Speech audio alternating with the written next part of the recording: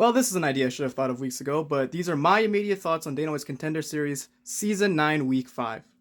Good fight between Carol Foro and Chanel Dyer. I like how Foro was able to use the left body shot into the overhand right, and I like how Chanel Dyer used her front kicks and was able to keep pressure pretty well as Foro.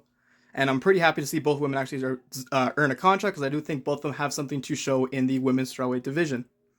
Chasen Blair was looking pretty good in his fight against Samuel Sanchez, being on top of Sanchez before Sanchez eventually forced him off, and then Blair decided to just try to cover up and absorb Samuel Sanchez's punches, which didn't really work out too well for him, to be honest. Because all it took was a left body shot into the right, into the temple, and out Chasen Blair went. Samuel Shaw wins really impressively. It looks really good in his fight.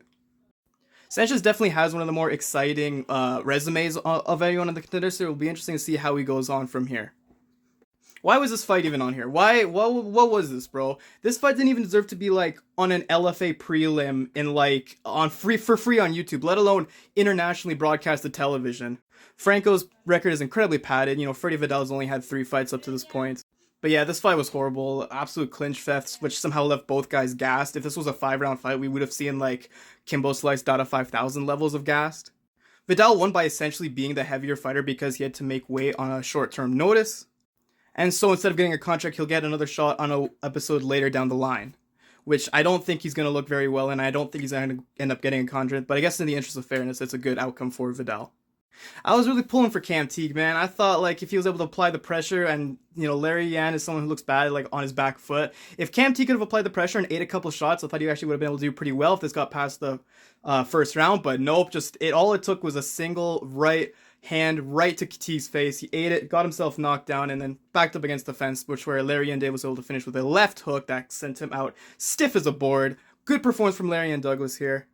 This was a good win for Larry Yan Douglas. You know, Cam Teague isn't really someone that's like should be taken lightly. You know, having a unanimous decision loss to Kevin Vallejos is pretty good. So I think this guy will need to be tested a bit more, but I do think like a performance like this should put him on like some people's radar.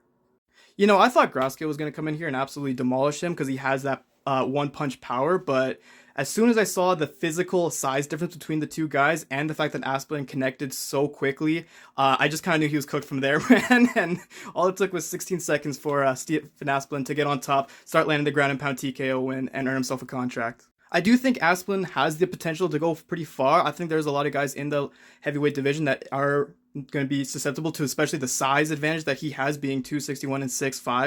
78 reach advantage is also insane. Be sure to follow my TikTok and subscribe to my YouTube channel.